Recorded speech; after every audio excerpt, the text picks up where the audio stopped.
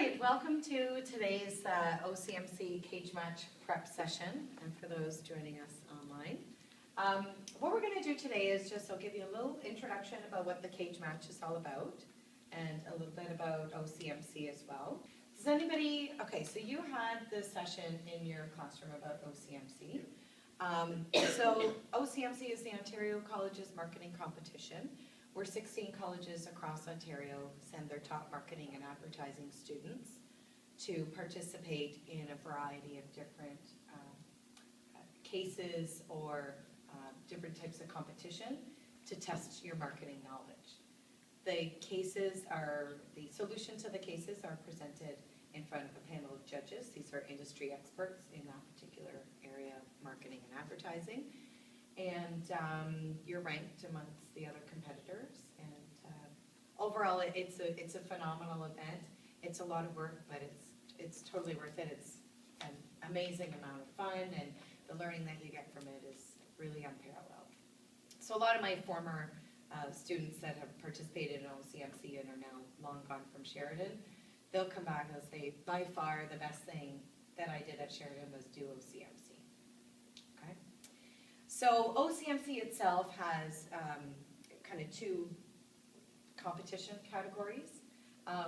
One are cases, where you would compete with a partner in a variety of different case situations. So there's a marketing case, a sales management case, an entrepreneurship case, marketing research, CRM, integrated marketing communications, retail, and international. And then there are two independent situations. There's a sales presentation and a job interview. In the case of the sales interview and the job interview and the sales presentation, there's a single student competing, and you would get your situation probably about 2 months ahead of the presentation, so you have time to prepare for a specific situation. The cases, on the other hand, you have no idea what they are. You're blind until you actually get into the prep session, and that's when you start to do your analysis.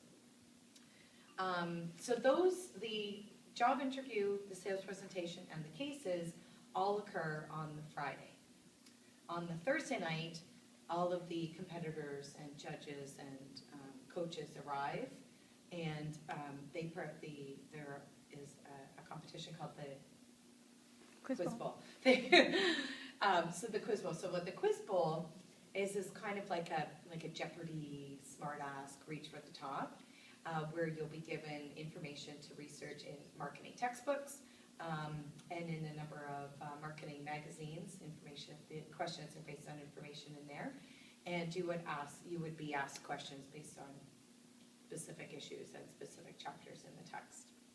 So you're on a team there with 3 other people from different colleges.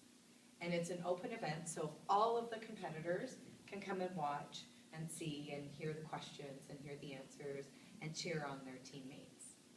So the cage match is a lot of fun because everybody can see it, and you're always cheering for Sheridan and hoping that we do well, and we tend to place really well in that category as well. Okay?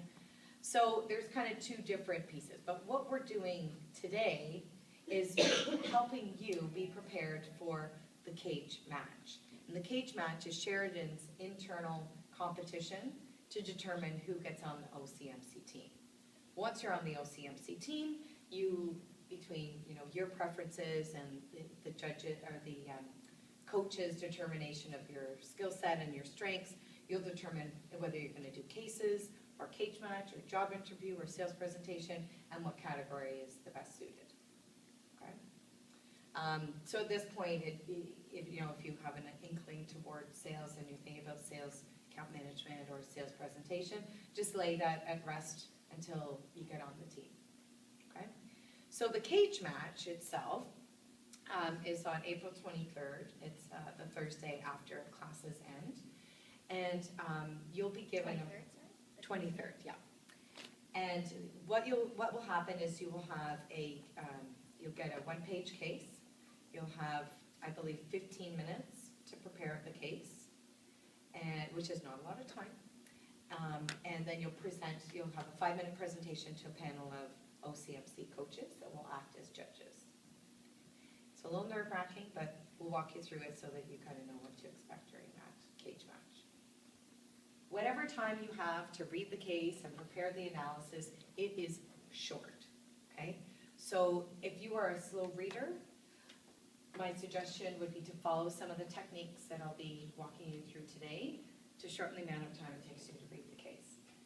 Try to get as much analysis into the case and into your mind before you go into the presentation so that you have something relatable to talk to with the judges. And while you're in the cage match, really structure your time. So when you're preparing, so that you know that you don't spend 5 minutes trying to determine the problem, and then you don't have enough time to do the analysis. Okay? So we'll kind of walk you through all that today. So the first thing is to read the case quickly, because once you've read the case, then you'll have an idea of what it's all about. So here are some tricks to read through the case quickly so that you get the gist of it and be able to do some analysis while you're reading. So the first thing that you want to do is read the first paragraph. Okay, so read the whole thing of the case. And then don't read anything else, just skip to the bottom of the case and read the last paragraph. At this point, you've got a little introduction to the case, and maybe you've got some alternatives or the problem, and you kind of have a gist of what this is about. So in the background, your mind is thinking, okay, I'm thinking about this market, what do I know about bicycles? And then when you're reading, you'll be a little bit more efficient. You'll be a lot more efficient. Okay, so you've read the first paragraph and the last paragraph. Then you're going to go through and you'll go back to the case and you'll read the first sentence of every paragraph. Okay, and that's it. And this will usually introduce you to a new idea, a new topic, a new market segment, a new thought, a new trend, something along those lines. Then you go through quickly and you scan the case. Okay, but now you've already read probably, a quarter to a half of the case by reading the first and the last paragraph and the first sentence of every paragraph. So now you can really just skim. So you skim the case, and while you're skimming the case, we want to do some analysis, and the way that we're doing it in the cage match is by doing a SWOT analysis. Everybody knows what a SWOT analysis is, right? Strengths, weaknesses, opportunities, and threats.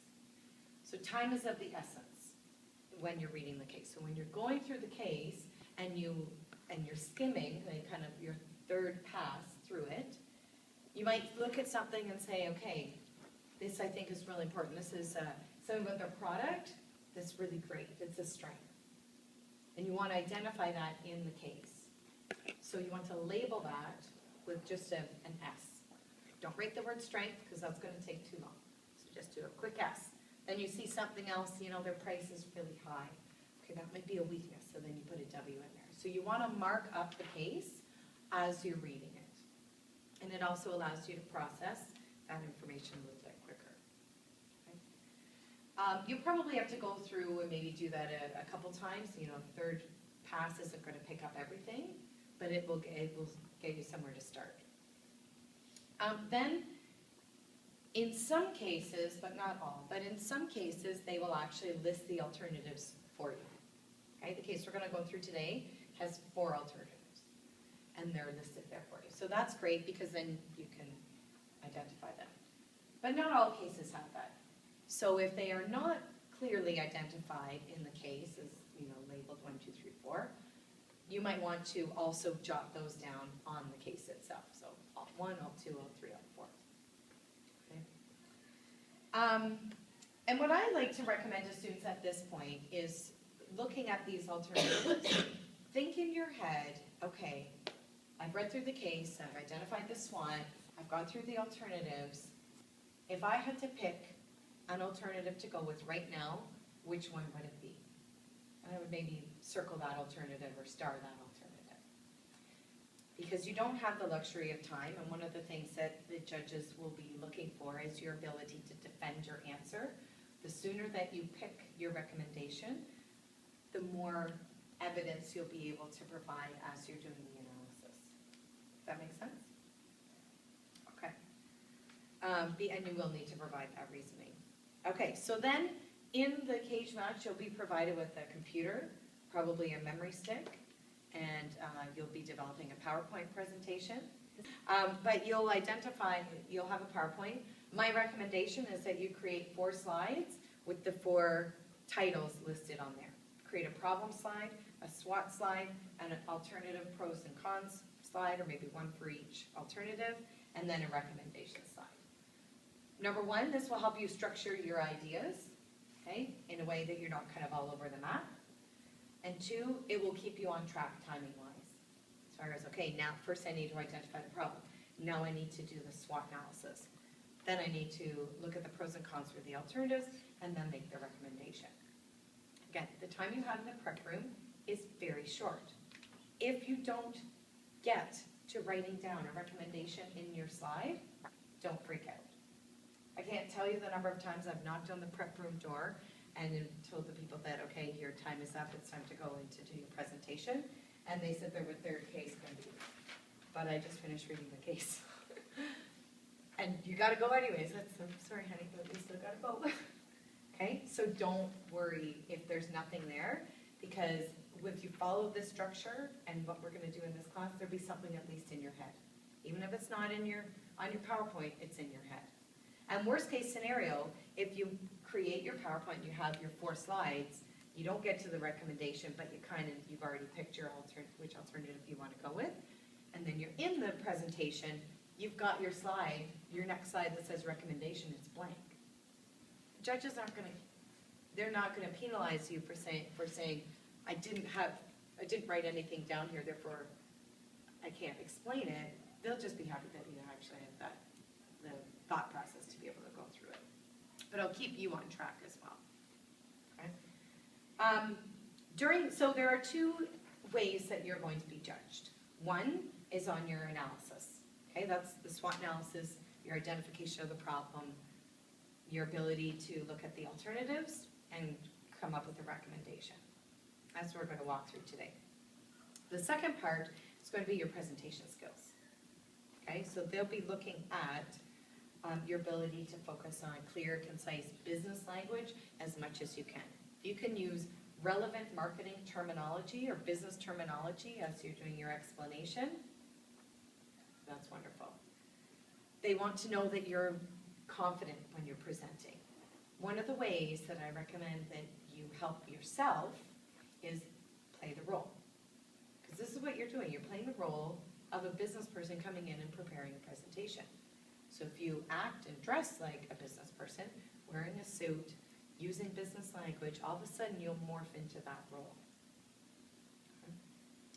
If you come in, with your Lululemons or your sweatpants and your hair in a ponytail, you're not going to feel professional, and then you're not going to act professional. So I would recommend coming in full business attire. A mistake that a lot of presenters make when they're doing the cage match is because they've spent all this time in the prep room and worked it into that they've got this beautiful masterpiece that is the PowerPoint that's their analysis, that they present like this. Look at my beautiful problem. Look at my beautiful recommendation. But they're not looking at the judges. Eye contact is something that they will be judging you on. It's in the rubric that they'll be following. So make sure that you certainly can look to your PowerPoint, but use it as a guideline. You are actually trying to have a conversation with the judges and present to them. So eye contact is very important. At the end, you have about 5 minutes to present your solution, and at the end of that, the judges will have an opportunity to ask you questions. Okay? If they give you a challenging question, you're probably doing pretty well. Okay? They usually ask maybe 3, 4 questions, sometimes just for clarification, sometimes to see how well you'll stick to your answers. But if you're able to articulate, follow a plan and articulate your solution through the presentation, then the questions can actually help you. Because you'll be nervous, so there'll be things that you might forget to say during the presentation. So the questions are an opportunity for you to say, oh yeah, one of the reasons that I, chose that as a strength instead of a weakness is da, and then you can use some of the rationale that you've uncovered with your analysis to provide that. What you also want to do, so when you've come up with a recommendation and you've done your analysis, there's no guarantee that what you've done is the right answer or the right alternative, because the right answer and the right alternative doesn't really exist, right? Everybody's interpretation of it, especially in 10 to 15 minutes of prep time, is going to be different. So just be aware that they're not trying to tell you that you're wrong. Sometimes when the judges are pushing you to see how much you're going to stick to your recommendation, they're just seeing how committed you are to the recommendation that you've selected. Okay? So my suggestion to you is to stick to whatever you've decided. Express appreciation for the feedback, and that's certainly something that we can look at in the future. But based on the analysis that I did, I feel that this is the recommendation that we should be going with, provided the information. So in the business world, when you're in a presentation and you're challenged, which you're going to be, you want to be able to articulate the decision that you've already come to. So if you look at the rubric, you can see that basically the first half of the rubric is based on your ability to present. So your presence. So from how you walk into the room, to setting up your PowerPoint, to opening the conversation, to answering the questions, to transitioning between the different topics, and finally to end the session is all going to be evaluated. Okay? And I'll give you some tips and tricks as we go through on how you can practice that so that it isn't so nerve-wracking. When you're doing the presentation, you're poised, right? So that you've got good body language and good structure. If you're bending down or if you're turning to the PowerPoint, that's not really the type of business body language that we want to try to communicate. Your enthusiasm. So if you come in and you're enthusiastic and you're excited about what you're presenting and you smile, that's going to show through in the presentation, and the judges are going to give you points for that. Your professionalism, both in the way that you look, so that's why I recommend that you wear business attire, how you articulate yourself using your business language, how that you can answer questions, that you're using different business terminology, and then as well as your star quality. So sometimes there's kind of a je ne sais quoi about a presenter, and you can't really put your finger on it, but there's something just really fabulous about how this presenter works, something about how this presenter is articulating themselves. So they're also going to be evaluating you on that. They'll look at your voice quality, so how that you're able to project, because they probably won't be sitting, 2 feet away from you. They'll be sitting a few rows back, maybe in a classroom setting, so that you can project your voice well enough to be able to conduct what you want to do. Eye contact, like I said before, make sure you're looking at the judges primarily and not your PowerPoint, that your PowerPoint is organized. So I've just given you a little cheat sheet here: problem, SWOT, alternatives, and recommendation. So that part, you should get full marks on. What is going to be case dependent is the marketing analysis, marketing strategies, and your ability to answer questions.